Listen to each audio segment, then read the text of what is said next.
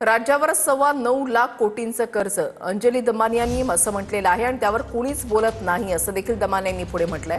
राज्याच्या अर्थमंत्र्यांना अर्थकारण खरंच कळतं का हा प्रश्न आहे अशी टीका दमानी यांनी केली आहे। अंजली दमानी यांनी अजित पवार यांच्यावर टीका केली आहे। 9.9 लाख कोटीचं आत्ताचं महाराष्ट्रावरचं जे देणं आहे त्याच्यावर कोणीच बोलत नाही, कारण आपले अर्थमंत्री जे आत्ता आहेत ते 10वी पास आहेत, त्यांना काहीच कळत नाही की त्याची ॲसेट साईड काय, लायबिलिटीज काय, एवढे 9 लाख कोटी आपण परत आणणार कुठून, याची डेट आपण कमी करणार कशी, याच्याकडे त्यांना वेळच नाही किंवा कळतही नसेल। मी राज्याच्या अर्थमंत्र्यांबद्दल बोलते। महाराष्ट्र हा स्वित्झर्लंड इतका मोठा आहे, तो स्वित्झर्लंड देश आहे, महाराष्ट्र राज्य आहे, त्याच्या एवढं मोठं असताना महाराष्ट्राचे जे अर्थमंत्री आहेत ते 10वी पास आहेत। मला त्यांच्या शिक्षणाबद्दल टीका करायची असं नाही, पण अर्थकारण त्यांना खरंच कळतं का हा त्यातला मूळ प्रश्न आहे।